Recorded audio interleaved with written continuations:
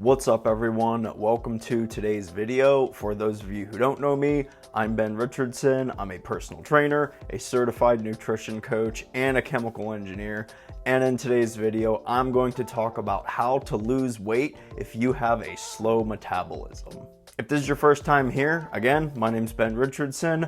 Most of my content is centered around helping men boost their testosterone levels naturally through things like fitness, nutrition, and lifestyle decisions that they make. This is a slightly broader topic, so even if you're not a dude looking to improve his testosterone health, you're still going to benefit from this video. But if you are interested in content like that, go ahead and subscribe because I do post content like that every single week.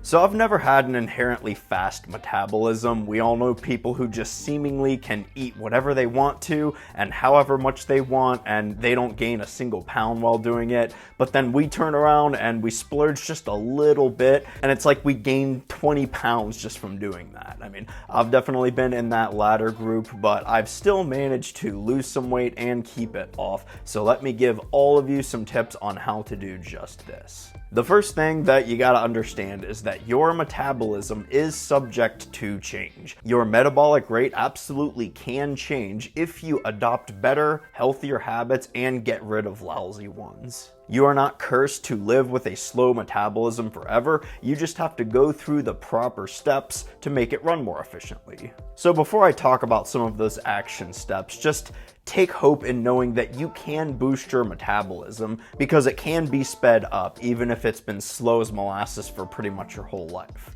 Okay, so the first thing that you can do to lose weight if you have a slow metabolism is to lift weights in the gym. Muscle mass is way more metabolically efficient compared to body fat, so lifting weights and building some lean muscle mass, that's really going to help improve your body composition. Now, when you set out to lose weight, you want to make sure that all of the weight that's coming off is body fat and not muscle mass. Now, I didn't necessarily understand that for a good chunk of my life, but this is also how you get toned too. You're not going to build a great looking body if you just become a smaller version of yourself by just losing weight. You want to lower the amount of body fat that you carry, and you also want to build, or at a very minimum, maintain the lean muscle mass that you do have. That's what it takes to reveal a truly toned and aesthetic body. And let's be honest, that's what we all want here. I mean, not only is that what we want, understand that that's healthy too. Again, muscle mass is metabolically favorable and body fat is not. So building lean muscle mass and losing body fat, that is going to improve your metabolic rate, and you're just gonna look better too. I mean, talk about a win-win. Okay, so I got off track from the lifting weights thing a little bit, but all that's good stuff for you to know going forward. Now, with lifting weights, I do recommend starting off lifting weights just twice per week on non-consecutive days, especially if you're starting from complete scratch. Go get a gym membership somewhere. Planet Fitness costs like $10 a month, or whatever gym that you want to start going to. And by non-consecutive days, I mean don't work out on back-to-back days. Give your body at least one full day between your workouts to rest and recharge. You absolutely have no excuse not to do this. Anyone can make 2 or 3 hours in their week to go lift weights, and prioritizing rest and recovery days like this, that's just gonna make it easier to stay consistent because you don't have to do it every single day. Who the hell actually wants to go to the gym every single day? That's why people fail so miserably at their New Year's resolutions when they swear to themselves that they're finally gonna get in shape, they're gonna hit the gym every single day, but they only do that for like 2 weeks because going to the gym every day sucks and they're just back to square one. So avoid this mistake and start off by just going twice per week. If you need a workout template, check out the description for a simple workout routine. That's just gonna help you get you started. So that's your game plan here. Go get a gym membership somewhere, start lifting weights twice per week, don't lift weights on back-to-back days, and use that workout template in the description if you need an example workout.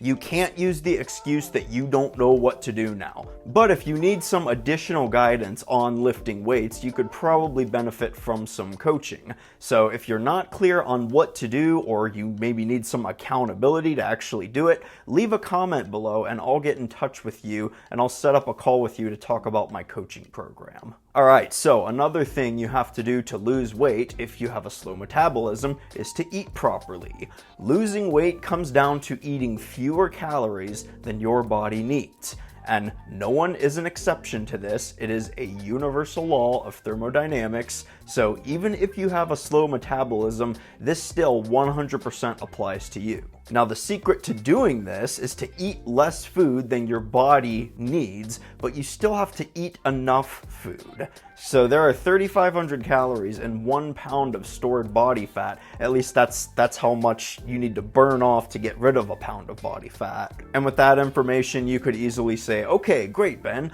I'm just gonna eat like 1,200 calories per day so that I can lose weight really fast and reach my goal in like a month. Probably the only people that actually works for is like Hollywood movie stars who are being paid millions of dollars just to get in shape for movie roles. I mean, if I was told that I was going to be paid $1 million to star in a movie and all I had to do was get shredded, I'd find a way to go do it. But we don't all have that luxurious incentive to lose weight. Besides, taking things slow is much better and much healthier. This is especially true if you have a lot of weight to lose, because you don't really want to run into issues like loose skin or stretch marks. If you lose weight slowly, it'll give your body and your skin more time to adapt to you becoming literally just smaller. So the most generic recommendation that works pretty well is to figure out what your maintenance calories are by using some kind of maintenance calorie calculator online.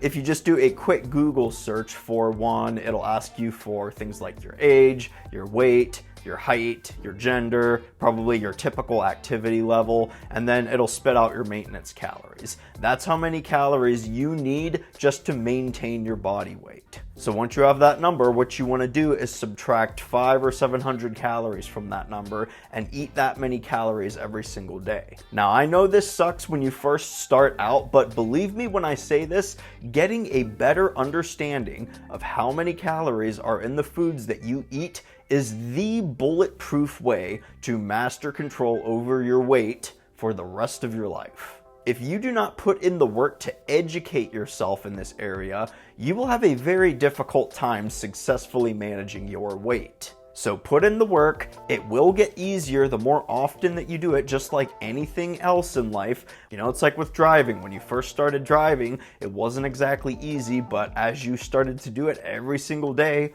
throughout the years, it becomes second nature. Same with logging and tracking your calories. So do yourself a favor and take the time to learn how many calories are in most of the foods that you like to eat. Okay, so let's stop here for a second, because you might be thinking at this point that this is a lot of information to take in at once, and maybe you don't really know what to do or where to start after hearing all that, and I'd agree, it is a lot of information. I'm sharing a lot of tips with you on how to lose weight if you have a slow metabolism, but I never necessarily said it was going to be super easy, or that you weren't going to have to work hard to do it. So let me tell you how to take things one step at a time here. So right now, before we go any further, pause the video real quick and go figure out your calorie deficit. Get your maintenance calories with that online maintenance calorie calculator I talked about. Again, do a quick Google search to find one, and once you have that number, subtract 500 to 700 calories from it. And by the way, I'm kind of shooting myself in the foot here by telling you to do this, because YouTube doesn't really like when people click out of videos while they're watching it, or at least in the middle of a video, but I care a lot more about helping you than optimizing my views or my watch time or whatever. So go ahead and pause the video, do this step right now, and I will be here when you get back. And there you go. Now you have your calorie deficit. When you take things one step at a time, it's really not that scary or overwhelming. But there you have it. That is how you lose weight if you have a slow metabolism. Maybe this advice seemed simple, but let me tell you something. There is so much bad nutrition advice out there, and all the bad nutrition advice is some form of a super complicated advanced tactic or strategy, like cutting out certain foods or eating superfoods or following some kind of insane fasting protocol or carbohydrate cycling routine.